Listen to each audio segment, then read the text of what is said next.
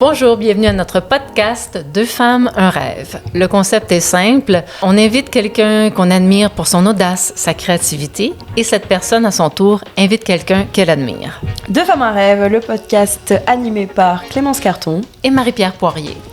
Et maintenant, place à notre commanditaire. Parce que oui, dès le premier épisode, nous avons la chance d'avoir un commanditaire.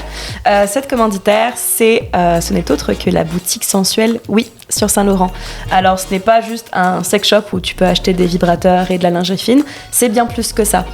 C'est une boutique vraiment qui est concentrée sur la santé sexuelle dans sa totalité. Donc, tu as des livres, des bijoux, des jeux de cartes même, du lubrifiant, des bougies de massage, etc., etc. Et donc là, c'est l'instant influenceur.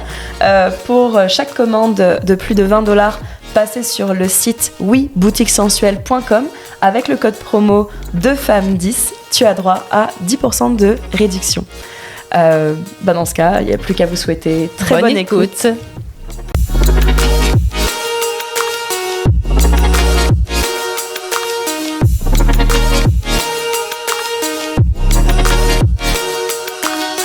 Bonjour à tous et à toutes. Merci beaucoup d'être venus pour le podcast d'aujourd'hui, qui est un podcast assez exceptionnel parce que c'est le dernier épisode de l'édition 2023 de Deux femmes, un rêve. Et donc, c'est un petit peu le petit épisode de Noël parce que le prochain, voilà, ça sera en 2024. Et en fait, on s'est dit, tu sais quoi parce que le principe, finalement, de Deux femmes, un rêve, c'est qu'en fait, on invite quelqu'un du monde de l'humour qu'on connaît qui, elle-même, invite quelqu'un. Mais en fait, on est toutes les deux du monde de l'humour, donc on s'est dit, tu sais quoi, fuck off, on va chacun, pour Noël, inviter quelqu'un qui nous inspire, quelqu'un qu'on admire beaucoup. Donc on a chacun invité une personne qu'on aime beaucoup. Donc moi, je me suis permise d'inviter Gabriella, et MP, tu t'es permise d'inviter Jeff. Ouais. Donc là, on va demander de vous présenter chacun votre tour, puis après, on enchaîne. Je commence? Vas-y. Parfait. Salut, mon nom c'est Gabriella, comme on a dit tantôt. Je donne des cours de danse et de fitness à Montréal, plus précisément des cours de twerk. Donc, c'est une communauté de femmes, donc c'est des cours de twerk pour principalement les femmes, mais tout le monde est bienvenu, bien sûr. Et ça fait maintenant 7 ans que je donne des cours de twerk. Donc, voilà. Et Jeff? Oui. J'en ai besoin des cours de twerk. Moi, c'est Jeff.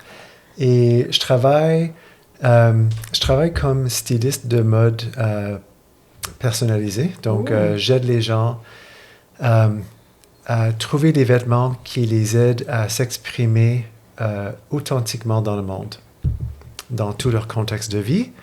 Et à côté de ça, je fais aussi j'ai appelé ça du coaching de vie. Là, c'est rendu un peu plus de l'accompagnement spirituel, je dirais. Ok. Oui. Yeah.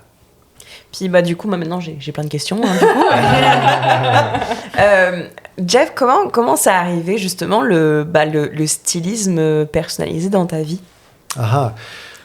Bon, c'est une longue histoire que je vais essayer de raccourcir. Marie-Pierre sait que c'est pas facile pour moi de rendre les choses courtes, mais je vais essayer. Depuis que j'étais ado, j'ai toujours aimé la mode, les vêtements. C'était clair, pour moi, c'était un moyen de m'exprimer. Et j'ai eu quelques carrières avant de devenir styliste, tout avec le but d'aider les gens à connaître leurs propres valeurs dans le monde, de différentes façons. Et éventuellement, je me suis rendu compte que il me manquait un outlet, comment on dit outlet en français? Une véhicule artistique. OK. Oui? Une façon de véhiculer mon art. Anyway. Et j'ai réalisé que je pouvais mélanger ma passion pour la mode avec l'aide interpersonnelle. Et j'ai quitté ce que je faisais avant et j'ai trouvé un chemin avec une agence qui faisait déjà du stylisme. Et c'était le début de cette carrière-là. Et ça fait combien de temps maintenant que tu fais ça? L'été prochain, l'été qui s'en vient, ça va faire 20 ans. OK. Oui. Wow. Oui. Et la boîte s'appelle Ludique. La boîte s'appelle Ludique. Ah, d'où la joke de tout à l'heure. Oui. Ok, Oui. ok, d'accord. Oui, parce que justement, ma collègue Caroline, qui travaille avec moi, notre but, c'était de rendre... on voulait que les gens s'amusent à s'habiller le matin, tous les matins. On voulait que les gens ouvrent leur garde-robe, puis s'amusent à s'habiller. Au lieu de voir ça comme quelque chose frustrant ou stressful, on voulait que les gens se disent « Wow, j'ai vraiment envie de porter ça, c'est le fun de porter, je me sens bien. » Fait qu'on a appelé la boîte ludique. Ok. Ouais. Et l'accompagnement, du coup, c'est cette formule d'accompagnement que tu offres via cette société. Est-ce que est-ce que c'est juste dans le cadre du quotidien d'une personne, ou est-ce que c'est aussi, parce qu'on parlait tout à l'heure peut-être de garde-robe de tournée pour des artistes ou quelque chose comme ça, est-ce que c'est dans plusieurs domaines justement cette offre de outlet justement? Oui, on fait tout okay. En fait. Que ce soit le quotidien, la fin de semaine, le travail, des occasions spéciaux, des tournées, des covers d'albums pour les artistes. Peu importe, on match la personne avec les vêtements pour leur contexte. Des photoshoots de casting. Aussi! C'est Jeff qui a fait mon styliste pour quand j'ai fait mes nouvelles photos. Ben oui. Ah, c'est nice. Ben oui, C'est cool, on magasine ensemble, puis là, j'essaye des trucs, puis... OK. Fait que là, vous avez des magasins secrets auxquels personne n'a accès pour avoir des beaux outfits, là? Pas vraiment, non. C'est juste... vraiment... Vu que je suis toujours dans les boutiques, je connais bien les connexions. OK. Et je me rends compte que les gens ne savent pas où aller souvent. Ou ils ne veulent pas du tout magasiner parce que ce n'est pas quelque chose qui leur donne du plaisir. Mais vu que je suis toujours là, je sais où on peut trouver un beau jeans, un beau top, toutes sortes d'affaires. Ouais. Ah, c'est sympa. Interesting! Ouais. Non, c'est vrai qu'il y en a beaucoup, moi y compris, qui auraient bien besoin de ça, quoi. Moi, j'ai toujours associé le shopping à plus peut-être une corvée qu'autre chose. Il faut avoir des nouveaux vêtements parce que les autres s'usent ou qui sont plus à la mode. Mais c'est comme jamais comme wow, tu sais. Ouais, j'avoue que... Il faut que ça soit wow tout le temps. Ah! Ça ne l'est pas! Il faut que tu te sens wow tout le temps, c'est ça? Oui, il faut que tu te sens bien tout le temps. Ça change. Quand tu te sens bien dans tes vêtements le matin, tu vas te sentir bien toute la journée. Mais quand on s'habille, puis on sait qu'il y a quelque chose qui ne marche pas, ça reste avec nous toute la journée, puis on est toujours en train de faire quelque chose ou de dire Mais quand tu te sens vraiment empowered dans ta pouvoir avec tes vêtements, quand tu te sens toi-même de façon totalement authentique, tu peux oublier les vêtements puis vraiment focusser sur la vie. Toi, c'est quoi ta relation avec le magasinage, Gabriella? Aimes-tu ça? Ma relation? J'aime avoir des nouvelles choses. J'aime le feeling par la suite, mais des fois, je trouve que magasiner, c'est difficile parce que justement, je sais pas justement quoi prendre ou quoi matcher avec quoi. Mais moi, je demande toujours aux employés des magasins de m'aider. Puis je rentre toujours dans... Je sais pas comment je fais, mais à chaque fois, je finis par comme recevoir de l'aide. Puis genre, ils m'aident un petit peu, justement, pas autant que toi, bien sûr, mais comme ils m'aident un petit peu, essaye ça ou ça. Puis là, je me sens plus à l'aise quand quelqu'un me guide. Versus des fois, genre, voir le morceau, ça me dit rien. Fait que c'est vraiment nice d'avoir quelqu'un qui peut te guider avec comme ton style, qu'est-ce qu'il pense qui t'irait bien. Donc... c'est ça. Mais c'est vrai que les moments dans ma vie où comme je m'habille un peu pas n'importe comment, mais pas d'une façon que je me sens bien, je me sens pas bien toute la journée. J'y pense, t'as raison. Puis là, si je mets quelque chose que je suis bien dedans, ma journée va bien, comme tu dis. Genre, je pense pas à mes vêtements, comme tu dis. Ouais. Alors que sinon, j'ai mis ce truc-là, j'aime pas, je me sens pas bien, j'ai mal, ça me fait mal là, ou blablabla. Oui. Inconfortable. Tout ça, c'est inconfortable, ou il est vieux, ou... Ouais. Je sens pas que ça match avec moi. Ouais, c'est ça. Là, je croise mon ex, je suis pas bien. C'est ça, exactement. Donc, je suis d'accord avec toi. C'est un peu comme les cheveux, un peu, ou n'importe quoi. Quand tu te... Non, c'est dans le sens que comme si ta coupe de cheveux est bien, ou genre, versus tu sors et t'as pas brossé tes cheveux, là, tu te sens pas bien. Pour ceux qui écoutent seulement la version audio, Jeff n'a pas de cheveux. Donc, ouais. Et puis, tu disais aussi, Jeff, que tu étais coach de vie / accompagnateur spirituel. Peux-tu nous expliquer en quoi ça consiste? Oui, en fait, mon but, c'est d'aider les gens, d'accompagner les gens pour qu'ils puissent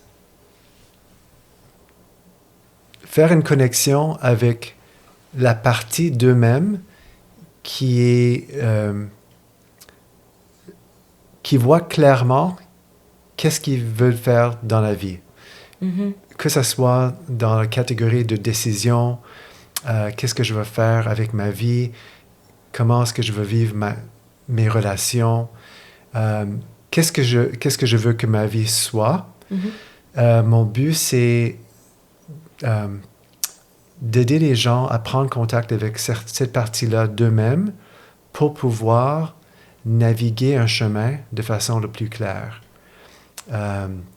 Donc ça c'est vraiment le contexte général. Je crois personnellement que nous avons une partie de nous qui est plus profonde que le partie qu'on vit dans le quotidien le plus souvent. Hi, how's it going? Nous avons une profondeur, un esprit, quoi, qui, si on peut connecter avec cette partie-là de nous-mêmes, on peut avoir une vie qui est plus profonde, plus vaste et plus riche. Donc, vraiment, ce que je fais, c'est j'invite les gens à prendre connexion avec cette partie-là d'eux-mêmes pendant notre travail ensemble, nos séances. OK. Ouais. D'accord. Et mais comment ça se passe concrètement? Est-ce que tu fais de la méditation guidée? Je sais pas non plus te demander exactement les séances, comment elles se passent, mais comment tu peux t'y prendre? Est-ce que tu as un conseil peut-être à donner pour comme avoir, tu sais, à faire la première step justement de cette connexion avec peut-être cette comment je peux dire ça, cette âme qu'on a, cette intuition qu'on a, ce gut qui nous guide? Oui, bonne question. Je pense que quelque chose qu'on peut faire, que tout le monde peut faire assez facilement, c'est de créer de la silence. Donc, souvent, moi, je vais commencer avec une petite méditation guidée ou même juste rester dans le silence un petit peu pour pouvoir soit créer un espace qui sort du temps ordinaire, un temps sacré, si on veut, ou rester dans le silence ensemble avec la personne avec qui je suis assis, pour dépasser le malaise de la silence, qui est souvent là. Si on reste dans le silence, puis on se regarde dans les yeux trop longtemps, souvent ça va être weird, puis on va vouloir regarder ailleurs. Mais si on arrive à dépasser cet espace pas pratiqué souvent dans nos vies, on arrive dans un espace plus profond. OK. Où l'identité n'est plus la chose la plus importante. Puis là, on peut aller plus loin. Fait que le starter, comme tu dis, c'est aller à l'intérieur, soit avec la silence ou méditation guidée. OK. Oui, ensemble. Wow. Pour pouvoir co-créer quelque chose ensemble. Et ça fait combien de temps que justement tu as développé cette partie-là de ton portefeuille, enfin ton éventail de carrière, de développer justement ce side? Je sais pas à combien de pourcents est le stylisme et à combien de pourcents est l'accompagnement, mais... je pense que le stylisme est vraiment 90% du temps. Ok, d'accord. Ouais. Le coaching, si on veut, j'ai commencé, là, ça fait 3 ans à peu près. Ok, ouais. d'accord. Okay. Ouais. Et une des choses que nos invités ont en commun, c'est l'amour de la danse. Parce que mais oui. Jeff a fait des compétitions. Il y a longtemps. Il y a longtemps, de salsa. Non. Non, de quoi? C'était cha-cha, rumba, Ouais, cha-cha, rumba, passo doble. Donc, tu faisais du ballroom? Du ballroom. OK. Ouais. OK, je faisais du ballroom aussi quand j'étais ado. Ah! Mais ça fait très longtemps, ouais.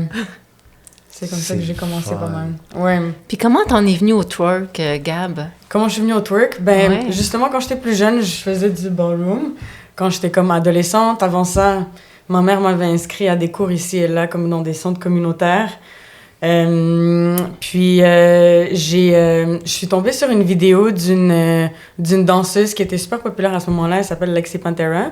Puis j'avais regardé sa vidéo, puis j'étais tellement impressionnée par sa façon d'être capable d'isoler ses hanches et l'énergie qu'elle dégageait et aussi la force physique que je voyais que ça demandait. J'étais juste impressionnée de ce genre de combinaison et j'ai trouvé ça magnifique.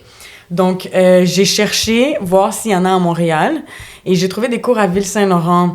Donc, j'allais là pendant peut-être 5-6 mois chaque vendredi. Puis, à un moment donné, je sentais que j'avais atteint le maximum de Ton potentiel. mon là-bas. potentiel là-bas, exactement, c'est ça. Et j'ai eu cette idée, j'ai eu envie de comme essayer de louer une salle, voir comment ça se passe, partager avec des amis parce que à chaque fois que j'avais une soirée avec mes amis, ils me demandaient toujours, ben montre-nous comment twerker. C'était vraiment à chaque fois. Donc je donnais déjà des cours, je savais pas, puis je donnais des cours déjà. Puis en même temps, juste avant d'ouvrir les cours, j'avais été à une réunion de mon école secondaire, puis il y avait 2 amis de l'école secondaire qui faisaient leur propre projet, donc ça m'a un peu inspirée, genre, je pourrais essayer de faire mon propre projet. Mais au début, c'était vraiment une idée juste pour le fun, complètement juste pour le fun. Donc j'ai loué une salle, j'ai invité mes amis, on a fait un cours, c'était désorganisé, il n'y avait pas de logique dans les choses, mais comme j'ai eu tellement de plaisir que je me suis dit, je vais essayer de le faire comme régulièrement. Puis j'ai beaucoup appris en enseignant, dans le sens que comme... Il y a beaucoup de choses que j'ai appris comme par la suite en regardant des vidéos, une application que j'ai téléchargée, puis comme en prenant des cours de danse généralement juste pour améliorer, ça aide aussi.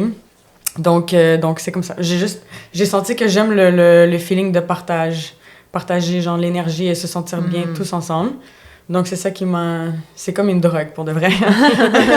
J'ai senti ça, j'étais comme ok, je veux le feeling et le feeling et le feeling. Donc, encore.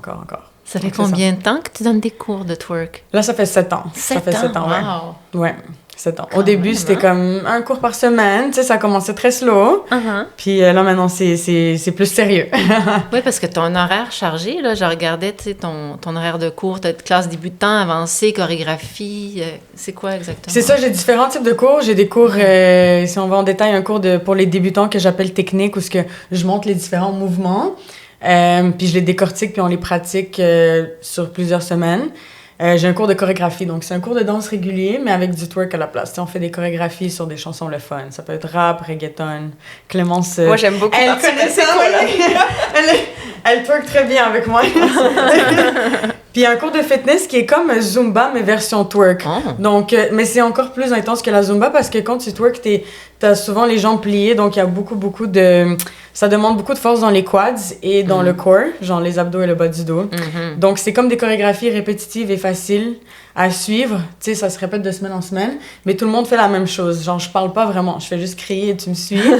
Fait que c'est vraiment... Le but, c'est cardio-fitness. Fait que c'est ça, j'ai fait tous ces cours-là. Et j'en fais aussi pour les bachelorettes, souvent plus l'été. Donc, Ouais. les enterrements de vie de filles, les anniversaires aussi, en groupe privé, bien sûr. Donc, c'est ça. Fait que t'es passé, dans le fond, de donner un cours à tes amis comme ça, à vraiment faire ça à temps plein. Puis c'est ta vie maintenant, là, d'être prof de twerk. Là. 100%, ouais. Mais au début, c'était pour le fun. J'ai pas pensé plus loin que ça. Je voulais juste le faire parce que c'est le fun. Et c'était vraiment un long processus. Tu sais, de passer de un cours à 2 cours, c'était vraiment long. Genre, c'est plusieurs années. Puis c'est maintenant que, comme... Ouais, c'est ça. C'est plus, je pense, maintenant que je suis comme, OK, ben qu'est-ce que... J'ai réalisé aussi que les élèves, ils te disent qu'est-ce qu'ils veulent. Parce que tous les types de cours que j'ai créés, c'est les élèves qui m'ont dit, genre... Fait que j'écoute maintenant, puis si j'entends que quelqu'un veut quelque chose, là, je l'offre. Ouais. Dans le sens que, comme il y avait des élèves qui disaient, ben non, il y avait juste un cours de choré au début, donc si tu savais pas twerker, c'était comme, ben let's go. Embarque dans la choré. Donc là, il y en a qui m'ont dit, mais on veut apprendre la technique. Donc là, j'ai rajouté le technique. Puis là, il y a des élèves qui m'ont dit, oui, mais nous, on veut twerker non-stop, mais on veut pas faire des chorégraphies compliquées, genre. Fait que c'est ça. Mais c'est vrai qu'il y a... C'est vrai que c'est pas justement à un sport, une discipline de danse qui est très connue, en tout cas à Montréal. Je crois que vous êtes 2, 3 profs dans tout Montréal qui font ça. Et puis c'est vrai que quand tu débarques dans un cours, déjà c'est impressionnant d'apprendre à bouger des parties de ton corps que t'es pas du tout habitué.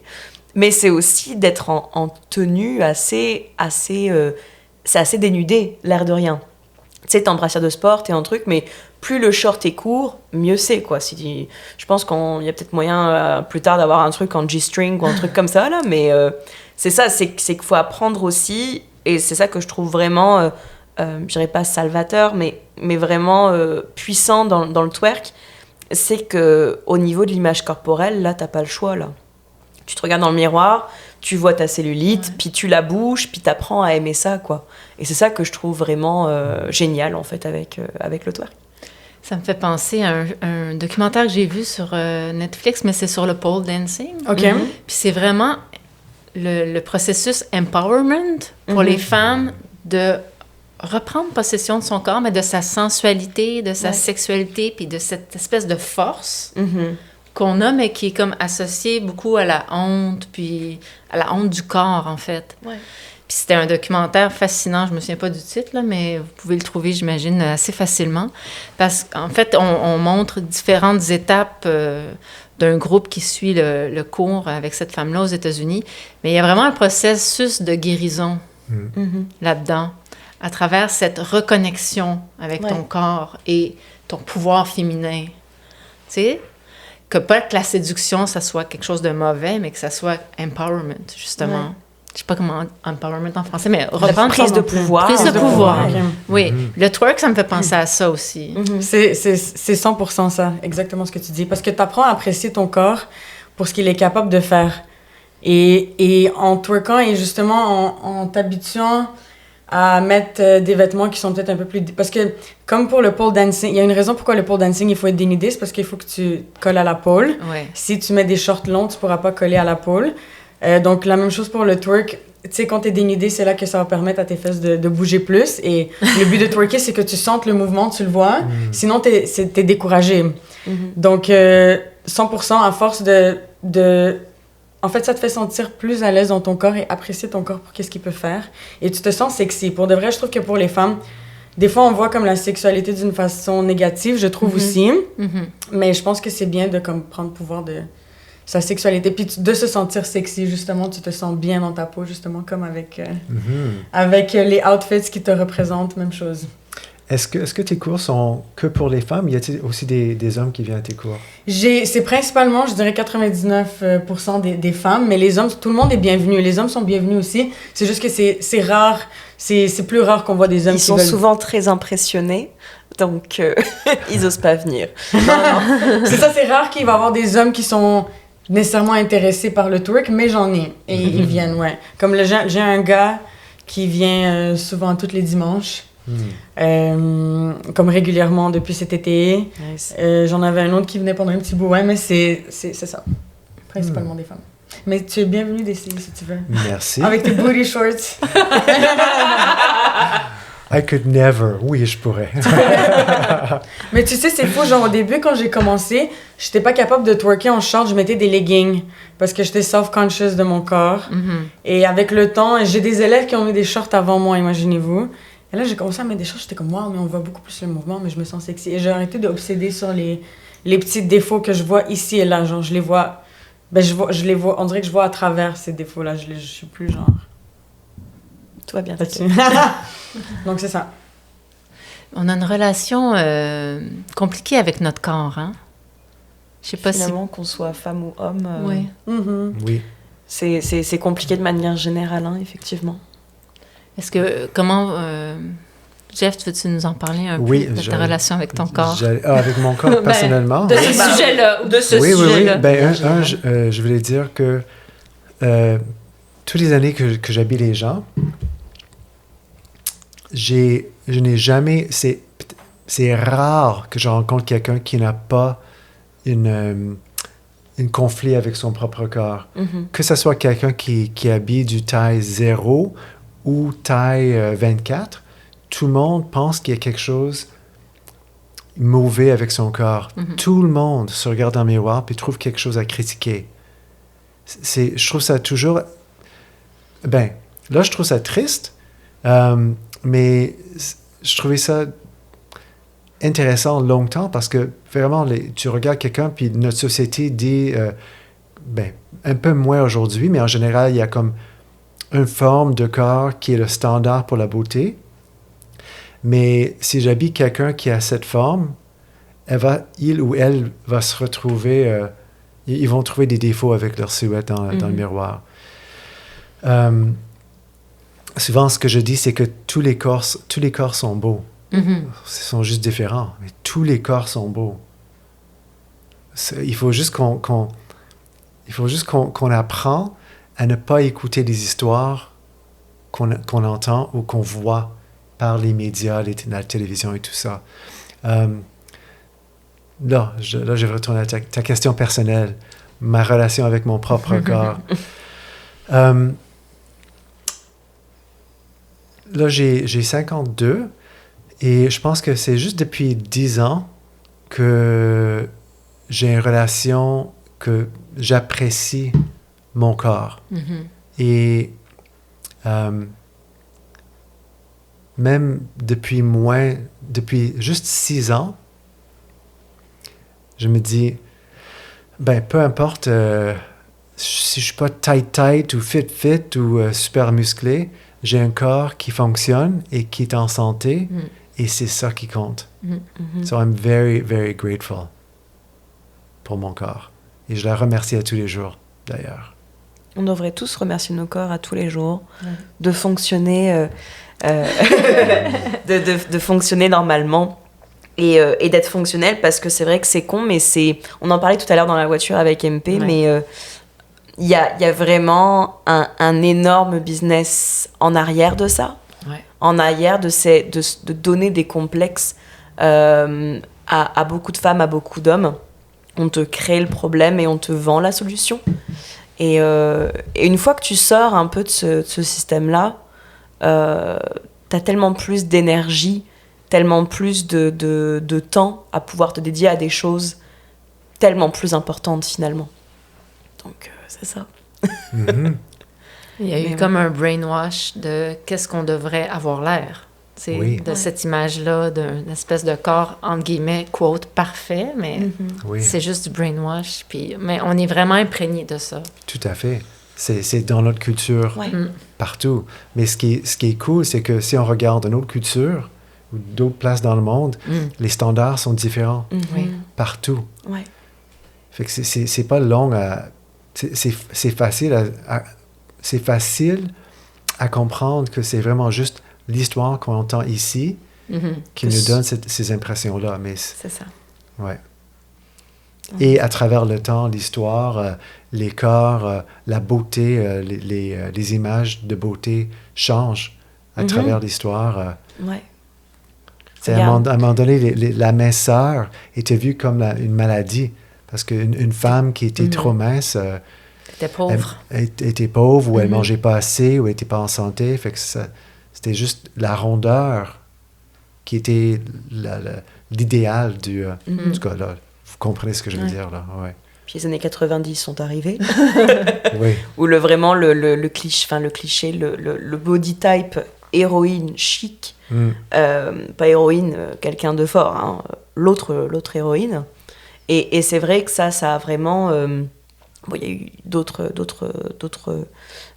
tendances avant, hein, mais c'est vrai que ça avait vraiment pas mal impacté finalement la génération. Tu sais, moi qui suis née début 90, les crop tops, j'avais une petite bedaine, fait que c'était pas pour moi. Et puis tu voyais les Spice Girls, tu vois Friends, c'est con, mais je voyais Friends avec Rachel et Monica, Phoebe, qui sont toutes plus minces les unes que les autres, puis qui sont comme tellement mis à un statut de femme magnifique.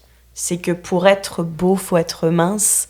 Et c'est vrai que quand tu grandis dans une culture qui véhicule ça, tu penses directement que toi, t'as un problème et que du coup, t'enchaînes les régimes, tu fais du sport n'importe comment et puis surtout, t'es mal dans ton corps, quoi. Ouais. Donc, Moi, il y a un truc que je conseille à n'importe qui, c'est de se renseigner sur tout ce qui est alimentation intuitive. Donc, c'est vraiment d'écouter son corps. T'as faim, tu manges quand t'as faim. De quoi t'as envie, bah, tu vas manger ça. Et puis, au début, c'est un peu déstabilisant parce que forcément, tu t'autorises tous les interdits que t'avais avant. Mais ton corps se régule naturellement. Puis, je ne veux pas non plus te faire trop de pub, mais parce que ce serait pas mal de sponsoriser un jour. Mais tu sais, dans le sens où quand tu sors de ce système-là, comme je disais tout à l'heure, ça te libère tellement de charge mentale. Tu sais, tu t'y penses même plus. Et puis justement, tu es dans la gratitude que ton corps fonctionne. Tu apprends à apprécier ton corps tel qu'il est, sans vouloir le changer et sans vouloir t'affamer ou te gaver ou te tuer à la salle de sport pour qu'il ressemble à autre chose, finalement. Mais c'est ça. C'est pour ça que je trouve que des cours de twerk, c'est tellement intéressant pour ça, pour cette espèce de dire, ben, j'accepte mon corps comme il est, comme ça. Puis, Mais c'est en partie pour ça que j'ai commencé à... Ouais, ben que je suis venue vers toi. Hein. C'était à la base, c'était pour maigrir, pour avoir le même corps que la prof. Parce que tu comprends, justement, il y avait ton corps qui est mince, qui pour moi fitait avec justement l'idéal que je me fixais. Puis en fait, mon corps n'a pas changé, mais j'ai appris à changer mon regard sur mon corps, donc finalement grâce au twerk. Fait que merci, t'as fait une partie de ma thérapie. Ça fait plaisir d'entendre. Mais oui, c'est vrai, tous les corps peuvent twerker. C'est ça qui est beau. Et en plus, plus qu'il y a du matériel, plus ça jiggle. Hein? Donc, pour le twerk, c'est l'opposé. Pour le twerk, c'est comme tu veux avoir du matériel à shaker. C'est ça, c'est exactement ça. Donc, c'est comme t'es fier d'en avoir, t'es fier de... Je sais pas, tu deviens fier de ton corps, en fait. Ouais. Quand tu twerk, tu deviens fier et confortable avec ton corps. Ouais. Et toi, qu'est-ce que ça t'apportait quand tu dansais, Jeff, quand tu faisais les compétitions de danse puis tout ça? Ah, mon Dieu. La liberté totale. Pour moi, la danser, c'est la chose que j'aime faire le plus dans le monde physiquement. OK. Pour moi, c'est connexion avec la vie totale. Tout ce que j'identifie avec mon identité ou ma personnalité part quand je danse. Je rentre dans un espace infini de liberté. C'est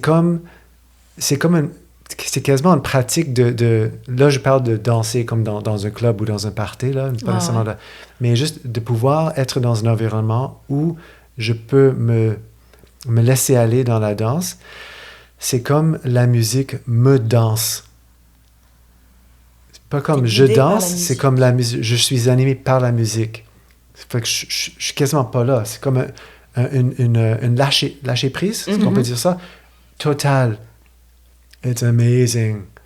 Tu sais, aucune pensée sur qu'est-ce que les autres vont penser.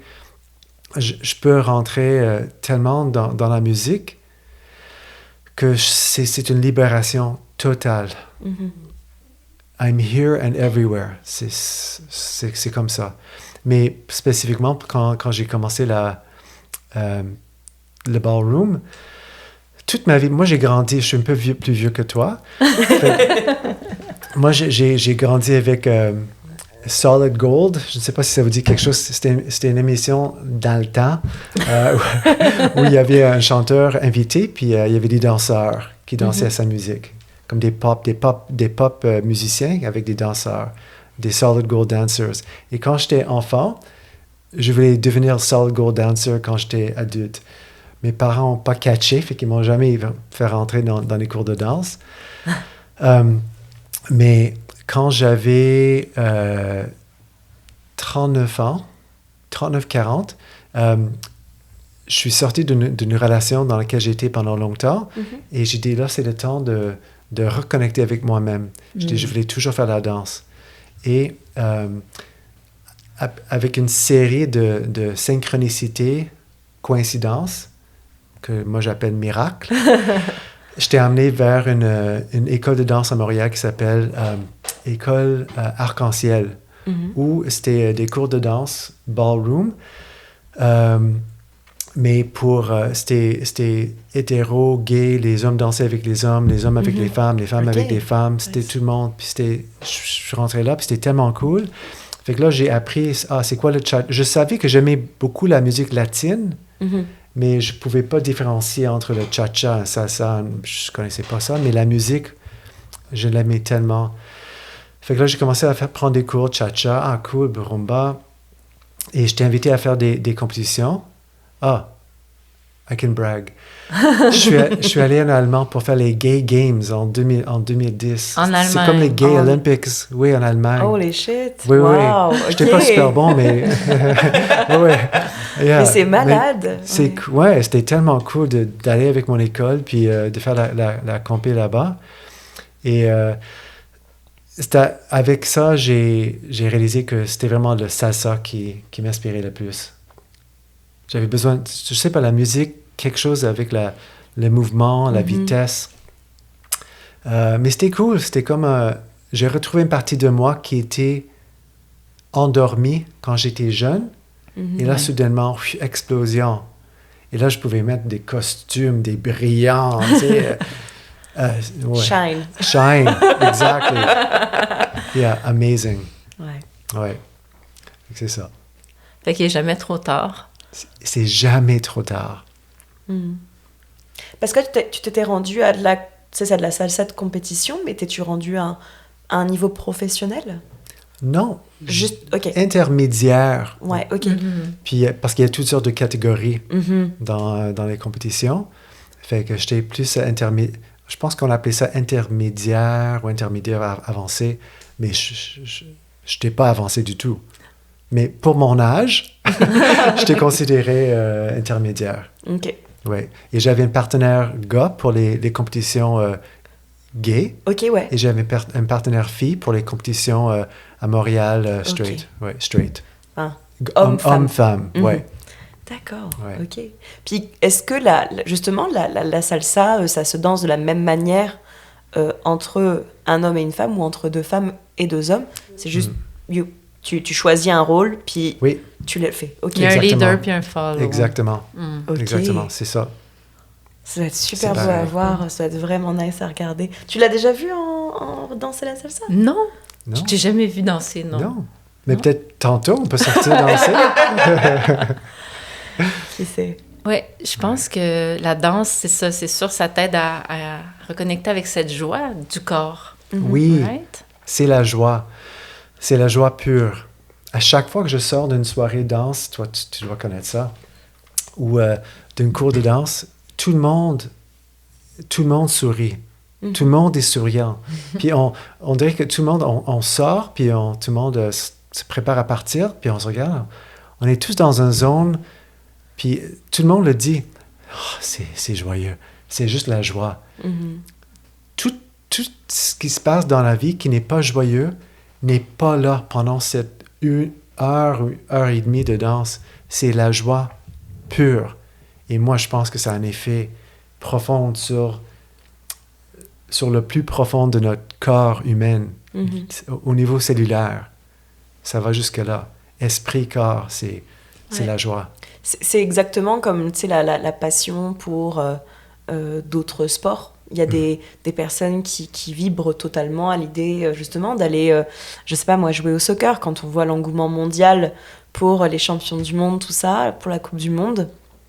Ça me fait penser, tu sais, il y a ce côté rassembleur, il y a ce côté célébration, il y a ce côté où on se sent bien après avoir fait du sport. Donc ce qui est cool, c'est que j'ai l'impression que maintenant, en tout cas des derniers temps, c'est qu'on fait plus du sport pour perdre du poids ou du sport pour faire du sport, mais on fait du sport parce qu'on aime ça et que ça nous fait sentir bien.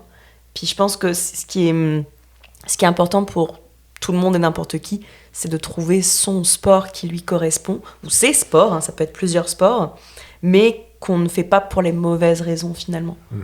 Ouais, je pense que c'est important de trouver l'activité qui te correspond. Après, ça peut dépendre du professeur, ça peut dépendre de la localisation du studio, ça peut dépendre de plein de choses, bien sûr, mais moi je trouve ça tellement fou depuis que j'ai repris la danse, justement, avec le twerk.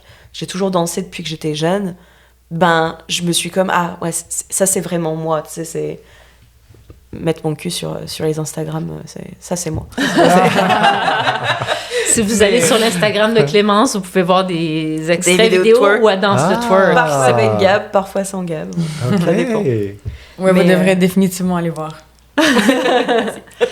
Mais je pense aussi que ça crée une communauté parce que moi, je me suis fait des amis dans mes cours de danse. J'ai dansé, avant la pandémie, c'est la samba de gafieira. C'est une danse brésilienne, donc de samba en couple. Puis j'ai des amis, en fait, que je me suis fait pendant mes cours, que je vois encore, même si je fais plus de samba. Donc, il y a aussi le côté de la communauté qui se crée à travers les cours de danse. Donc, on le fait pour soi parce qu'on se sent bien, mais aussi le fait de rencontrer des nouvelles personnes, de se faire des amis, c'est un aspect important, je trouve. Ça correspond aux besoins d'appartenance. Ça correspond complètement à ça, parce que là, de rien, dans notre quotidien, le boulot, on perd cette notion de communauté dans les boulots, on va dire, traditionnels. On perd, que ce soit avec les réseaux, on est tellement tous connectés et seuls en même temps, que c'est vrai que de se déplacer, pratiquer un sport ensemble, ça lie vraiment les gens, je trouve. Ouais. Oui, tout à fait. Je pense, tu me fais penser à mes cours de salsa. On apprend, il y a le prof dans le milieu du cours, je ne sais pas comment tu fais tes cours, mais tout le monde est en cercle autour d'elle. Okay. Puis à quelques chansons, on change de partenaire. Okay. Fait que forcément, tu passes 1h30, 2 heures à danser avec tout le monde plusieurs fois. Wow. Ouais, c'est cool. Ouais, nice. Ouais. Ouais, nous aussi, on changeait. Fait qu'on va pouvoir danser un peu de samba ensemble. On va essayer. On va essayer. Ouais. Est-ce que tu sais danser la samba, justement? Un petit peu. Ouais. Juste les pas de base basic. Mais il y a plein d'endroits à Montréal, même d'endroits plus ou moins cachés pour apprendre à danser. C'est ça que je trouve formidable à Montréal. Tu peux faire du burlesque, tu peux faire du twerk, tu peux faire de la salsa, plusieurs types de salsa, tout ça dans la même ville. Du pole dancing. Hyper accessible, du pole dance. C'est ça que je trouve vraiment génial, comparé forcément à des villes plus petites ou même des villages où t'as modern jazz puis that's it, ce qui est déjà très bien, mais c'est vrai que ça c'est l'avantage de Montréal, ouais, carrément. Mais ouais. Moi j'ai envie de poser des petites questions, questions qu'on a préparées.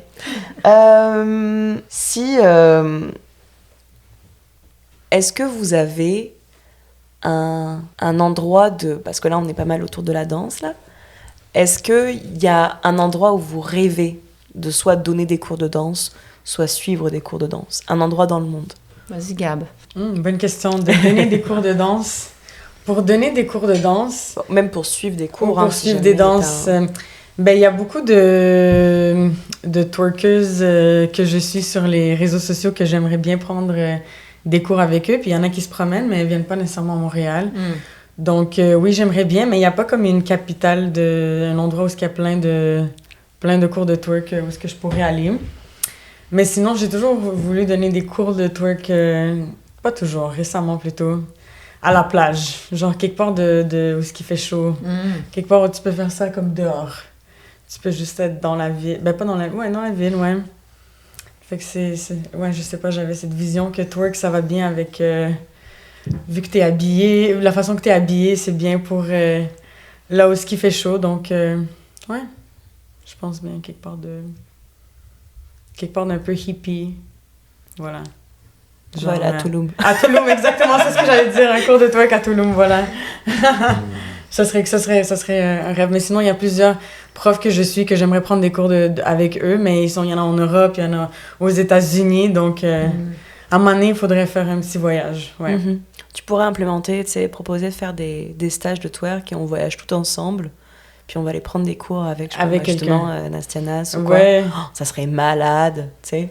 Une semaine à Miami. Puis une semaine à Miami, puis on prend des cours avec elle. Ça serait malade. Ouais. Ok, je me suis débloquée. Un projet pour 2024. Ouais, ça serait cool d'aller justement ensemble.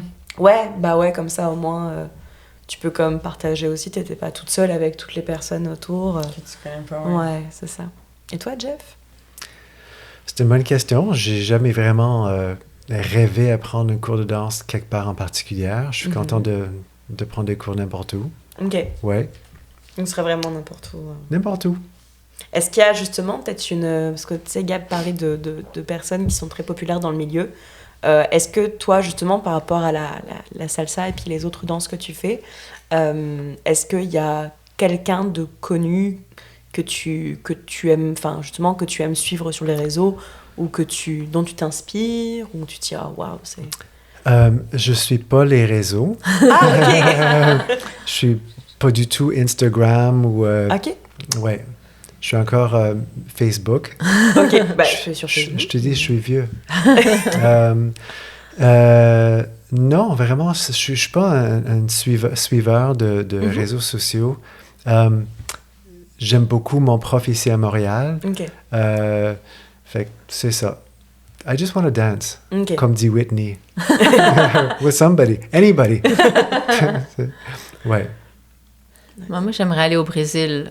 Même si j'ai eu des profs brésiliens qui sont venus à Montréal souvent, qui viennent parce qu'il y a des espèces de semaines intensives, là, comme un festival de danse, ils appellent ça Samba Cana, puis là, c'est des profs du Brésil qui viennent, puis tu suis des ateliers, puis tu suis des cours privés, tout ça. Puis ça, c'est vraiment... T'évolues vraiment vite parce que là, t'as vraiment des super bons profs qui viennent à Montréal.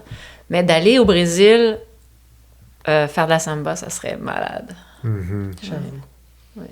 Tu pourrais être la tête lead, justement, comment ils appellent ça, là? Justement, les défilés du carnaval là, de Rio, où t'as la lead. J'avais vu un documentaire là-dessus. T'as la lead, elle a un costume à $10,000. Forcément, tout sauf les fesses qui sont couvertes. Et puis là, elle commence à danser la samba. Et puis bah, c'est pendant 1h30 où elle danse non-stop. C'est hyper impressionnant. Ouais. Vous savez, au Brésil, ils ont un style de danse aussi qui ressemble beaucoup au twerk. Ça s'appelle le funk. Oui, c'est ça. Oui. Fait que j'aimerais ça aussi, aller faire un tour au Brésil puis Yes. apprendre ce style-là. Parce que c'est comme similaire, mais différent. Ils ont leur propre mouvement aussi. Ah ouais? Ok. Et comme ils ont de ce que j'ai regardé, il y a aussi des moves un peu urbains qui rajoutent dans le funk. Oui. Ouais. Mais tu peux trouver des profs à Montréal qui te l'enseignent. Qui donnent je suis des... sûre. Ben, Ouais. j'en connais une. Ouais. Mais oui, genre, c'est pas comme super connu à Montréal. Il n'y a pas des profs de funk à toutes les... c'est vrai. Ouais. Mais je pourrais te donner mes plugs brésiliennes de Oui, Montréal. ça serait comme intéressant, ça. ouais.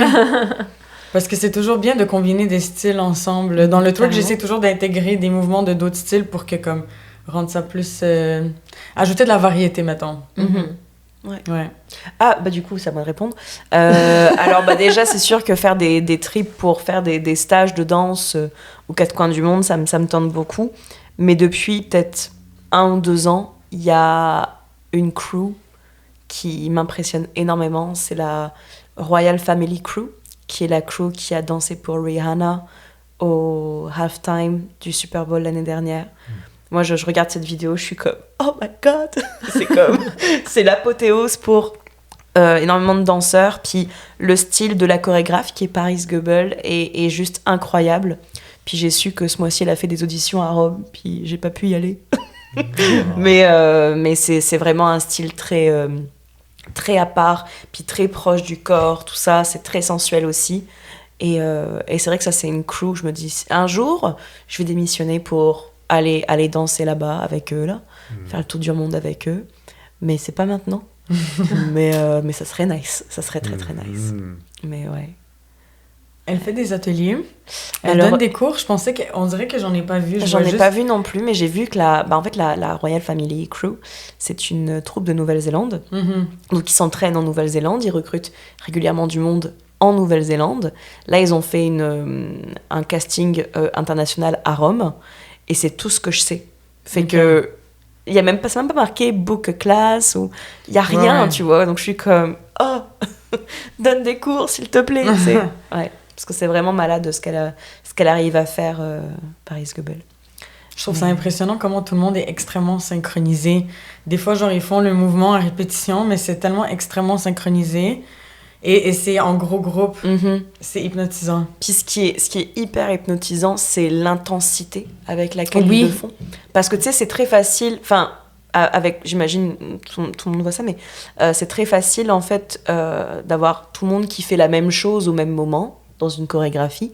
Mais parfois, l'intensité, ça, entre guillemets, ça me rend folle parce que t'as une fille qui va peut-être faire un demi-cercle avec son bras, comme si ça la faisait chier d'être là. Puis moi, ça m'a toujours horripilée. Mais, et là, en fait, ce que je trouve incroyable avec cette crew-là, c'est que tout le monde a exactement la même intensité. Ils regardent la caméra comme s'ils n'avaient pas bouffé depuis une semaine et qu'il y a un gros burger. Enfin, tu sais, c'est vraiment hyper intense. Je vous invite vraiment à aller voir les vidéos décorées. Puis c'est vraiment tous non seulement le même mouvement au même moment, mais exactement la même intensité. Ce qui rend la chose encore plus hypnotisante, en fait.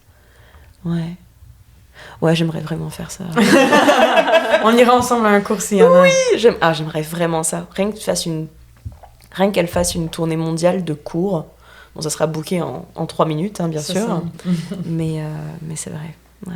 Mais je trouve que les danseurs, ils ont une vie difficile parce que, tu sais, ceux que je connais qui ont étudié en danse pour être danseurs, tu sais, après, à un certain âge, à 40 ans, là, leur corps est magané, ils sont fatigués, ils sont obligés de changer de métier, soit devenir massothérapeute ou autre chose, parce que à un moment donné, ils ont tellement usé leur corps que c'est pas facile. Puis en même temps, t'es un danseur parmi une gang, tu sais, je veux dire, t'es pas souvent le danseur vedette, là, tu sais.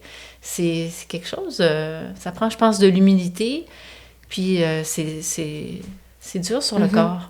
Vivre de la danse, enfin, je sais pas ce que c'est, mais effectivement, il y a ce côté, je pense qu'un moyen que tu puisses vraiment, vraiment bien jouer, enfin, tirer ton épingle du jeu, c'est vraiment pendant peut-être ton jeune âge, ta vingtaine, ta trentaine, tu te fais connaître, tu te donnes une bonne réputation, puis après ça, soit tu deviens prof, soit tu pars ton école de danse, ou tu fais partie de jury, tu sais, pour la télé. Moi, je pense à Yanis Marshall, qui a fait Britain's Got Talent. Et il fait des heels. Un homme qui fait du heels. Mais là, il était dans un show français aussi. Ouais, Star Academy. Star Academy, ouais, c'est ça. Il a été une année là-bas. Puis tu sais, c'est con, mais ça lui a donné une notoriété encore plus forte en France. Ce qui fait que maintenant, il donne des cours à Paris, puis c'est sold out tout de suite. Enfin, tu sais, là, tu peux vraiment vanter que tu peux vivre finalement de ta danse, quoi. C'est ça que je trouve nice. Mais tu sais, être danseur professionnel pour des spectacles tout le temps, ça c'est tough. Ouais, c'est tough. Ouais. Est-ce que vous êtes fan d'émissions Dancing with the Stars ou des trucs comme ça? Oui. Oui. Tout ce qui a un rapport avec la danse, c'est le fun d'écouter. Toi, Gab? Moi, j'étais obsédée par So You Think You Can Dance dans le Oui, temps. oui. J'ai regardé tout. Oui. Ça, c'était vraiment le show que je regardais. Dancing with the Stars, j'aimais moins parce que c'était toujours comme un professionnel avec un non professionnel. Puis moi, je voulais vraiment voir j'aimais ça quand j'étais plus jeune de regarder vraiment des spectacles amateurs. Genre non, genre comme ça, You Think You Can Dance, c'est des professionnels. Ah, c'est des professionnels. C'est juste que présentent. Okay, ouais, c'est juste que chacun avait des backgrounds différents, mais il est forcé de faire des styles qu'ils ont peut-être jamais vus. Mettons, t'es un danseur de hip-hop, mais là, on va te dire, tu vas danser une salsa aujourd'hui. Donc, ils devaient genre s'adapter. Moi, j'adorais ça. Là, on a Révolution au Québec, mais c'était mon temps d'obsession, c'était dans le temps de So You Think You Can Dance. Ouais. Moi aussi, j'ai beaucoup Toi aussi, t'as regardé ça, ouais? Oui, tout le temps. Ouais, c'est intéressant. Puis tu voyais comment ils sortaient de leur zone de confort. Puis des fois, ils avaient leur style, donc là, ils se donnaient... ils se donnaient toujours, mais là, après, quand tu les vois dans leur style, t'es comme « Wow! » Et ce qui était cool avec ça a beaucoup popularisé des danses qui n'étaient pas connues en général. Ouais? OK. Je connais pas les termes, mais le pop and lock, il y avait des danses qui n'étaient pas dans la culture populaire, mais ça donnait une bonne plateforme pour toutes ces danses-là. Ça a donné de la visibilité à plein de styles de danse. Oui. C'est vrai. Genre les styles urbains aussi, genre c'est comme...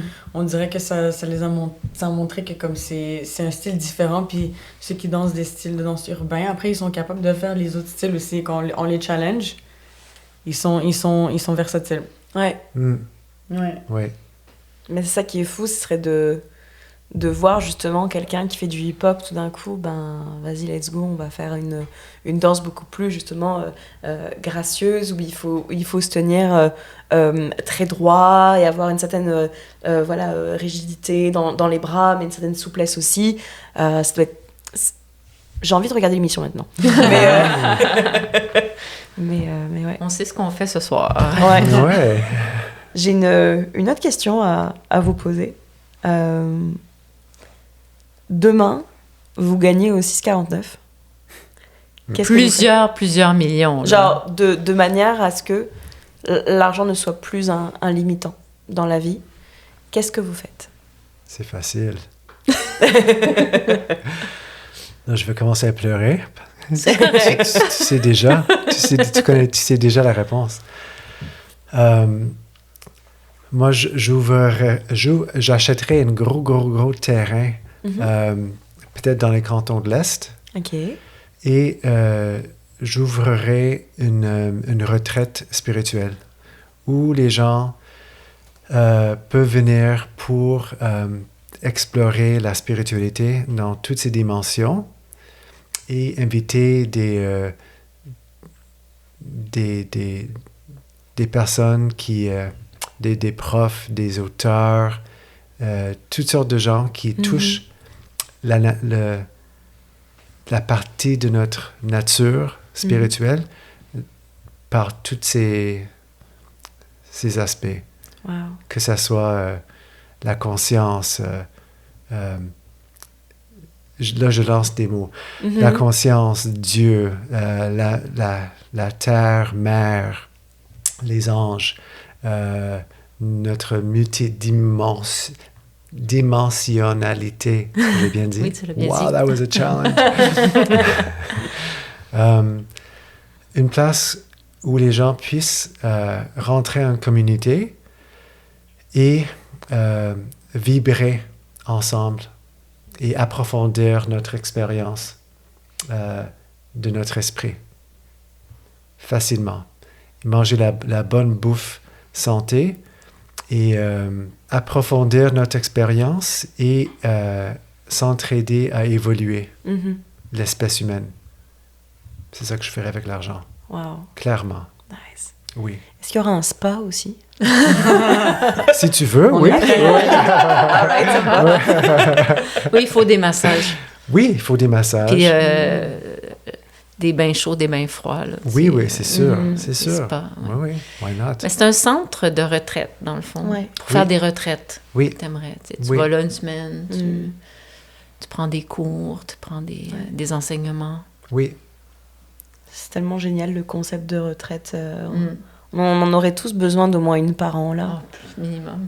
Minimum. Après, si je pouvais être tous les week-ends en retraite, j'aurais ça. Mais... Non, mais moi, je dis au changement de saison, comme, tu sais, là, il y a toujours ce moment-là entre l'hiver, tu sais, comme entre l'hiver puis l'été, comme au printemps, une petite retraite de printemps. Là où il y a plein de slush, là, où t'es comme... T'es tanné. Tanné. Puis quand l'automne, tu sais, arrive, puis tu commences à avoir froid, il me semble une petite retraite avant l'hiver, là.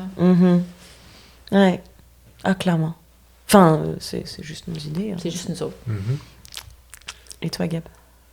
C'est vraiment une bonne question et je me demande depuis tantôt qu'est-ce que je ferais avec mes millions de 6,49. Je pense qu'il y a comme plusieurs idées qui sont contradictoires que j'ai envie de faire. C'est sûr que la moitié, ça va... Je prends la moitié, je la donne à ma famille, donc là, après ça, je suis bien. Là, je me sens bien. Et il y a une partie de moi qui veut juste aller comme explorer le monde et juste genre plus dépenser l'argent pour du self-development. Genre explorer le monde, je sais pas si ça va être danser, si ça va être nager, si ça va être aller dans des grandes villes, des petites villes, des villages, juste explorer un peu, aller, s'il y a pas cette restriction, un peu aller go with the flow, puis voir où est-ce que la vie m'amène. Il y a une autre partie de moi qui me dit, j'aimerais bien... je sais pas, j'aimerais bien vivre dans une communauté qui est genre self-sufficient, puis où est-ce que tout le monde s'entraide. Je pense que si t'as un peu de cash de côté, ça peut aider. Hein? Mais ça, c'est complètement l'opposé de ma vie en ce moment. Genre aller off the grid. Mais ouais, c'est juste, je pense que faudrait utiliser... Ouais, mais il y a une partie de moi aussi qui voudrait l'utiliser pour le twerk, mais en même temps, j'en ai pas tellement besoin pour le twerk. Je peux déjà faire tout ce que... J'ai pas besoin de 649 pour partager la danse avec... avec les girls. Donc, ouais. Il y a plusieurs idées contradictoires dans mon cerveau. C'est sûr que ce soir, avant de m'endormir, je vais me demander... tu pourras nous envoyer un message pour dire « Oh, by the way, les Finalement, filles! » j'ai décidé. J'ai décidé ce que je veux faire, ouais. C'est comme monter un dossier, tu sais, justement, on en parlait tout à l'heure, un dossier de subvention, tu sais. Alors, voici mon projet. si je gagne 20 millions, voilà, est-ce que vous acceptez ou pas, tu sais? C'est ça. T'imagines? Il y a une partie de toi qui veut voyager, mais une partie de toi qui voudrait peut-être essayer de vivre autosuffisant, là, tu sais, de plus avoir besoin... J'ai essayé, mais je pense que je suis trop habituée à la vie de ville pour vraiment faire ça. Mais j'aimerais bien, je sais pas, vivre un mois. Je sais pas, au moins explorer cette expérience. Vu que j'ai toujours vécu presque toute ma vie à Montréal, j'ai jamais vécu la vie à part quand j'étais jeune. Genre, la vie de vivre dans une plus petite ville, où ce que tout le monde se connaît. Où est-ce que t'es née? Je suis née en Bulgarie. OK. Ouais, Europe de l'Est. Ouais, c'était une ville dans le temps qui était comme... Ça bougeait, mais là, aujourd'hui, ça... Tout le monde va dans la capitale. Là, ça bouge plus, là. Aujourd'hui, il y a plus rien. Fait que... C'est ça, je pense que c'est juste le feeling de, comme, admettons, quand je retourne, je vois que tout le monde se connaît absolument dans la ville. Puis c'est peut-être quelque chose que... C'est pour ça que je parlais de la communauté. Peut-être quelque chose que j'aurais aimé expérimenter dans ma vie. Je sais pas si c'est ma place, mais juste avoir l'expérience, ouais. Puis t'es arrivée ici au Canada, t'avais quel âge? J'avais 6 ans. OK. Fait qu'avec mes parents, c'est pas moi qui a... j'étais à l'entrevue, par contre. C'est sûrement pour ça qu'ils ont choisi. Non. Il y avait un système d'entrevue, justement, pour rentrer au Canada? Oui, ils te font... ouais. OK. Ouais, mais ils te posent... Je me rappelle plus c'est quoi. Écoute, moi, j'avais 6 ans. Tout ça pour dire que j'avais aucun pouvoir décisionnel. Moi, je suivais mes parents, ouais. Mais tu sais que mes parents, ils voulaient vivre en France avant. Ah ouais? Ouais, ils sont allés vivre 1 an. Après, ils ont essayé d'appliquer. Ils se sont dit ça n'a non, pas marché. en fait, non. Non, en fait, ça n'a pas fonctionné. Okay. Donc là, ils se sont dit, OK, on connaît le français. Fait qu'on va venir au Québec. Parce que, tu sais, France et Bulgarie, c'est beaucoup plus pratique. Ben oui. Genre, tu peux prendre un vol... Ouais, alors que maintenant... C'est 2 heures, 2-3 heures de vol, puis c'est pas dispendieux. Tu peux faire le week-end, justement, un week-end de retreat. Ouais. Là, maintenant, c'est vraiment... Tu te prévois des vacances, si tu veux... C'est une épopée, ouais.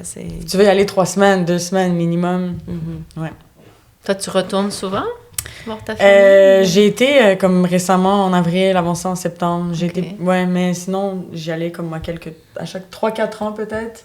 Ouais, ça pouvait même faire 5 ans. Fait que pas tant souvent.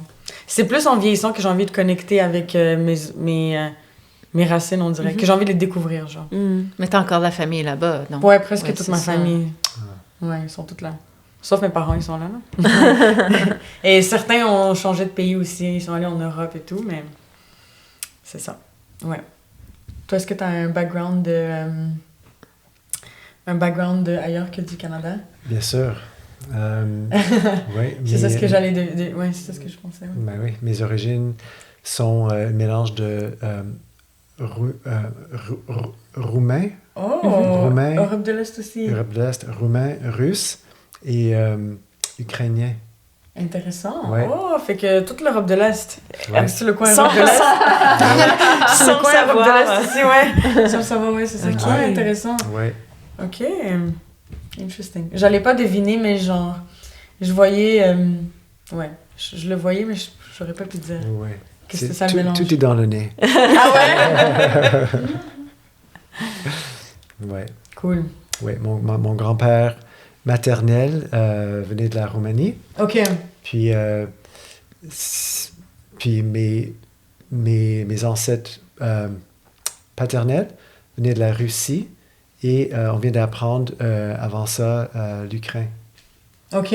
Ouais. OK, donc tu savais pas aussi. Non, depuis Ancestry, toutes ces affaires-là, là, on vient d'apprendre depuis 2 ans qu'on avait une partie de la famille qui sont ukrainiens.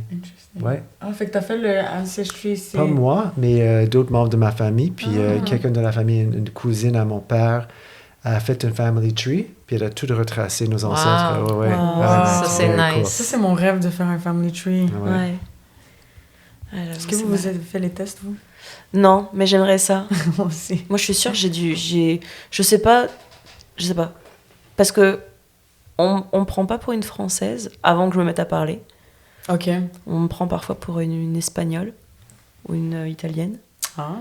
Mais je sais pas pourquoi. Mais c'est ça. Mais sinon, non, je l'ai pas fait. J'ai toujours peur de me faire arnaquer dans ce genre de truc, je sais pas. Plus le côté, tu sais, d'envoyer ton ADN et que voilà, il retrace, ah bah tiens, t'as du 3% français, 20% celtique, etc., etc. Ça, je l'ai pas fait. Puis c'est vrai qu'on n'a pas de truc de family tree. On a personne dans la famille qui s'est vraiment intéressé à ça, je dirais. Ouais. Peut-être qu'il faudrait que je m'y intéresse. Parce que c'est vrai que je connais pas grand monde. Enfin, je connais ma famille immédiate. Mais les cousins, petits cousins, et puis après les arrière-grands-parents, aucune idée. Mais c'est ça. J'imagine qu'ils étaient tous ch'tis du nord de la France. mais c'est ça. Et toi, MP? Non, je l'ai pas fait, mais j'aimerais bien le faire. Par curiosité, là. C'est sûr que les ancêtres immédiats viennent de France. Mais, tu sais de plus où, loin. de France? De Normandie. OK. Nice. Et donc, ils sont arrivés à l'île d'Orléans en premier. Donc, le premier Poirier s'appelait Vincent Poirier, dit Belle-Poire. Et bien, être une belle poire en Europe, c'est une insulte. Ouais, un peu, ouais. Fait que je sais pas si c'était quelqu'un de très intelligent ou pas. Mais voilà. Le premier Poirier à venir de ce côté-ci. Non, mais c'est intéressant de savoir d'où on vient et tout ça. Donc, mais moi, j'avais un peu peur, justement. Qu'est-ce qu'ils font avec mon ADN après, tu sais? C'est ça J'étais aussi. comme un peu craintive. Moi aussi. Tu te dis, ça y est, ils vont c'est créer pour ça des que je l'ai mini-Clémence. Ouais, c'est ça. Mais j'ai déjà fait, en fond, je pourrais le refaire parce que j'ai déjà fait un test, en fait. J'ai fait un test pour connaître la paternité, pour savoir si mon père biologique était mon père biologique. Ok. Donc, on a fait le Q-tips. OK, d'accord. Je pourrais le refaire. Bah oui. Vu que ton C'est ADN est déjà c'est quelque part ça. dans les Tant qu'à y être. méandres du système. Ouais. Décédé ou pas, qui rêvez-vous de rencontrer? N'importe qui vous inspire, dans le fond. On nous a déjà sorti des gens un peu... Oui. Mais c'était très drôle. C'est ça, ça peut être quelqu'un qui t'inspire, que t'admires, avec qui t'aimerais prendre un café. C'est ça. C'est que tu te dis, ah tiens, cette personne-là, j'aimerais savoir pourquoi il ou elle a pensé ça et pourquoi ils ont fait ça comme ça. Ou, tu sais, voilà. C'est vraiment une bonne question, mais la réponse, elle est pas là encore. Toi, Jeff, as-tu une réponse? Il peut y avoir plusieurs, si t'en as plusieurs. Oui. En fait, je pense pas à une personne en particulier, mais j'aimerais avoir une assemblée de scientifiques, de physicists, de quantum physicists, de Physique quantique. physique quantique, avec Albert Einstein à la table Oh. et des mystiques comme le Dalai Lama, Bouddha, Jésus. Ça serait plus comme un round table discussion. Okay, une table ronde. Une table ronde, plus qu'une personne. Oui. J'aimerais participer, surtout écouter une conversation entre ces esprits-là, des grands scientifiques et Jésus, Bouddha. En espérant qu'il y ait une fight ou... entre les deux Oh non, je sais qu'il n'y aura pas de fight. Justement, de dire, ben voilà, on a prouvé par A plus B qu'il y avait ça qui existait, et puis à côté de ça... Oui, il n'y aura pas de fight, certain, parce que dans le fond, ce qui est clair, c'est que ils étaient tous d'accord qu'il y avait qu'il y a quelque chose en dessous, mettons, de réalité qu'on voit là, la séparation entre qui est toujours présent et qui informe la concrétisation déforme dans le monde de 5 dimensions. Fait que j'aimerais ça juste me baigner dans cette passion-là que les gens avaient, que ces gens-là avaient, et qui ont encore, parce qu'il y a certains d'entre eux qui sont encore vivants, pour ramener ça à la surface pour que les gens aujourd'hui puissent voir et comprendre qu'on est plus qu'on pense. OK. Ouais. Nice. Je sais pas si ça répond à la question. Si, complètement. Complètement. Ouais. Ouais. C'est juste que j'avais jamais imaginé ça comme justement une table ronde de personnes que tu aimerais voir justement discuter entre elles, en fait. Mhm. Communauté entre elles. Mais c'est intéressant que ce ne soit pas une personne, mais un groupe de personnes, justement, puis de voir... Ouais. Oui, parce que je vois ça comme... Dans cette conversation en particulier, il y aura tellement une grande vibration, une résonance, que juste d'être là serait... j'ai des frissons juste à y penser. Voilà, ça c'est ma réponse. Moi, j'y pense depuis tantôt. Comme c'est des questions tellement qui sont tellement ouvertes. Ouais. Je sais pas, mais j'ai envie de copier ton idée de table ronde. Vas-y. Oui. Genre, j'aimerais juste inviter peut-être des célébrités ou des stars que genre I look up to. Et genre, mais j'ai pas spécifiquement des noms où genre chaque star ou célébrité, peut-être qu'il y a quelque chose que j'aime, mais d'autres choses que j'aime pas. Puis genre, juste juste, comme tu dis, pas entendre dire, ouais, peut-être, je veux faire la même table ronde que toi, mais c'est pas spirituel, c'est la même chose, ouais. Et peut-être juste entendre leur parcours, comment ces personnes-là ont réussi à devenir qui ils sont devenus, comment ils ont réussi à, je sais pas, se battre contre les préjugés ou... C'est ça. Quelque chose comme ça. J'aime bien l'idée de la table ronde. Genre, je ferais une liste d'invités. Faudrait que j'y pense. Tu pourrais lancer un podcast avec toutes les personnes connues. Ouais, c'est ça, exactement. Mais connues, ça peut être dans plusieurs sphères, mais comme ça, peut-être des artistes qui inspirent les autres, ou genre des business owners qui inspirent les autres, tu sais, qui offrent, qui proposent quelque chose d'intéressant, de différent, qui fait sentir mieux. Ouais. Nice. Ouais, donc très vague, mais c'est ça la réponse. La question était très vague aussi. Mais nous, c'est pour ça enfin, je vais parler pour moi. Moi, c'est une des raisons pourquoi je fais un podcast, c'est parce que je rencontre des gens qui m'inspirent, puis ça me donne des idées après de faire des trucs, tu sais. On a eu un invité, par exemple, qui nous a parlé je fais un cours d'impro à telle place. Ah oui, OK. Là, je regarde le cours d'impro, puis je commence à faire de l'impro là-bas. T'as commencé? Oui, nice. Qui nous parle d'un livre. Là, ah oui, OK, ce livre-là. Puis, tu sais, c'est comme si là, j'ai plein de suggestions puis d'idées, dans le fond, qui me servent après. Donc, Puis c'est vrai, ce qui est cool aussi avec ce podcast, c'est qu'on se met à apprendre à connaître des personnes qu'on ne prendrait pas autant de temps dans la vraie vie. Tu sais, on n'est pas souvent 1h30 juste là, tous les 4, sans aucune distraction, finalement. Donc ça, c'est vrai que j'aime beaucoup ce format-là, le fait de pouvoir apprendre des autres, apprendre à connaître les autres,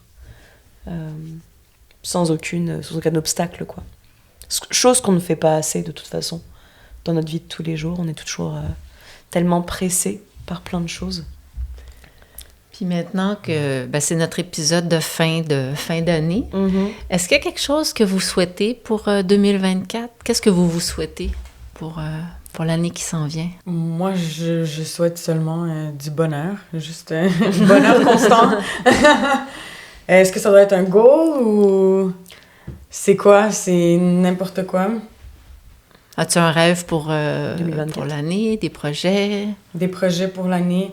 Pour 2000, mes projets sont toujours situés autour de mes cours de danse. J'aimerais bien éventuellement que le twerk, ça soit genre très connu à Montréal. Je sais pas si ça va être 2024, mais que ça soit comme une référence. C'est comme quand tu dis Zumba, mais tu connais c'est quoi twerk. Uh-huh. Puis j'aimerais avoir l'opportunité, maintenant, je suis beaucoup dans les cours de danse, j'aimerais avoir l'opportunité de faire des spectacles, montrer un peu à la communauté de la danse, mais aussi à Montréal au complet. Genre, c'est de quoi ça a l'air le twerk. Fait que j'aimerais, pour le twerk, ça serait ça. Puis sinon, juste, je pense qu'on veut juste tous être heureux, avoir du temps pour nous.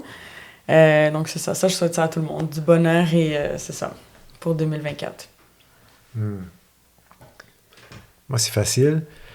La santé. Je souhaite juste avoir la santé. Avec ça, tout le reste est possible. C'est vrai. C'est pour ça souvent qu'on dit bonne année, bonne santé. Et plein de sous dans le porte-monnaie, tu sais. Chez moi, on dit ça. Ah ouais? J'adore. Ça va en ordre de priorité. D'avoir santé après. C'est ça. Toi, Clémence, as-tu quelque chose pour l'année qui... J'aimerais ça me marier. Faudrait d'abord que j'ai une bague. Oui, on passe un petit message à Julien. En tout cas, à l'heure où on tourne l'épisode, voilà. Mais sinon, on acheter un appartement, rester en bonne santé. Ouais, rester en bonne santé, puis que tout le monde aille bien, en fait. Ouais, je pense que c'est pas mal le plus important. Ouais. Puis plein de cash. Ouais. Beaucoup de succès. Dans le sens, beaucoup de succès, tu sais, avec notre spectacle le 3 mars, le 2 Le 2 mars. Le 2 mars, c'est ça. Le 2 mars, la prospérité de l'open mic, prospérité du podcast, etc., etc. Donc, c'est dans ce sens-là. On te la souhaite. Merci. Oui. Et toi, MP? J'espère avoir l'énergie, justement, de réaliser tous ces projets-là. Donc, c'est ça, être en forme pour pouvoir continuer les projets qu'on a commencés. Mais aussi de me rapprocher de plus en plus à faire ce que j'aime. Tu sais, pour délaisser un peu, justement, le temps que je passe à faire des choses qui sont tout simplement, on pourrait dire, alimentaires. Mais j'aimerais ça, me rapprocher le plus possible de passer tout mon temps consacré à faire des choses qui me font vibrer, dans le fond. Ça, c'est vrai que maintenant, c'est pas mal, je dirais un sacré luxe. Ouais. Quand on est dans le système des jobs alimentaires, dans le système du 9 à 5, et qu'on n'a pas starté une business nous-mêmes ou quoi. C'est vrai que vous êtes les deux exemples comme quoi c'est possible, finalement, de starter des choses de starter et que ce soit prospère et que ça se passe bien et que ce soit vraiment le fun. Nous, on n'a pas encore fait ce saut-là. Non. Mais ça ne saurait tarder. Peut-être, qui sait? Qui sait? Qui sait? On dirait que vous êtes en train de créer quelque chose qui bâtit un chemin. Regarde, on est là, vous êtes là, vous faites ça. Ouais. Ça se passe déjà. Il y a quelque chose qui se passe déjà. Ouais. Ça commence avec une idée, puis après ça, l'idée prend forme. C'est ça. C'est exactement ça. La crise du logement en ce moment, c'est tellement préoccupant que mon souhait pour 2024, c'est que tout le monde ait un chez-soi. Ouais. Parce que je trouve que là, on s'en va dans une pente glissante. Puis je fais un appel aux gens qui travaillent en politique, en tout cas aux politiciens, de faire quelque chose. J'ai lu un article la semaine passée d'un monsieur qui était obligé de vivre dans sa voiture. Puis ça a l'air qu'il y a plusieurs personnes maintenant qui sont rendues comme ça, qui peuvent même pas se payer un appartement. Puis je me disais, où est-ce qu'on s'en va? Ouais. Tu sais, avant, tu voyais ça aux États-Unis plus, ou tu sais, mais ici, il y a l'hiver, là. Tu sais, t'es pas en Californie, là, où tu vis dans ton char, là. T'es à moins 30 en janvier, là. Ouais. Fait que ce que je souhaite pour les autres, c'est que tout le monde ait un toit puis un chez-soi, vraiment. Amen. Mais juste merci beaucoup pour l'invitation. C'était vraiment intéressant. C'est ma première expérience aussi. C'était vraiment intéressant de vous... on se connaît déjà, Oui, on se connaît déjà, ouais. De vous rencontrer, de se parler plus. J'ai bien aimé la surprise. J'ai vu qu'on avait des points en commun avec la danse. Donc, je voulais juste dire, je vous remercie. Puis, beaucoup de succès continu avec les podcasts. Puis, j'aimerais beaucoup voir le show. J'ai pas encore... quand vous l'avez fait la première fois, j'étais pas à Montréal. Donc, j'aimerais beaucoup venir voir le show. Est-ce que tu twerk dans le show? Oui. Oui. Donc là, il n'y a aucune raison que je ne peux pas venir. Ouais. J'ai même pas eu à le dire. Oui. Parfait. Donc, c'est ça pour moi. Ben moi aussi, j'ai envie de voir le show. En fait, tous les shows qui se passent, ton show à toi, j'aimerais voir un cours de... Peut-être participer à un cours de twerk. Oh, bien sûr. Mais on va commencer par voir le show de twerk. Oui. Et merci pour l'invitation pour ça. Je trouve ça cool de venir ensemble puis partager nos vies avec les gens connus et moins connus et partager la vie ensemble de façon vraie. Mm-hmm. Merci beaucoup. Et donc, bonne fête. Ouais. Joyeuse fête. Oui, joyeuse fête. On voudrait aussi remercier Fania pour cette belle saison 2023. Mm-hmm. Celle qui nous reçoit à chaque fois, qui fait la technique, qui fait tout. Mm-hmm. Et donc, merci Fania, puis on te souhaite une super, incroyable, merveilleuse année 2024. Merci. Merci à nos auditeurs. Merci à tout le monde. Merci à nos auditeurs. Merci à nos auditeurs. Puis on se reprend mi-janvier. C'est ça, mi-janvier. Donc vous avez un mois de vacances. Joyeuse fête. Oui, puis vous avez le temps d'écouter les anciens épisodes que vous n'avez pas eu le temps d'écouter. C'est ça. Abonnez-vous à notre chaîne YouTube, puis on vous souhaite tout le meilleur. Ouais, on vous voit l'année prochaine.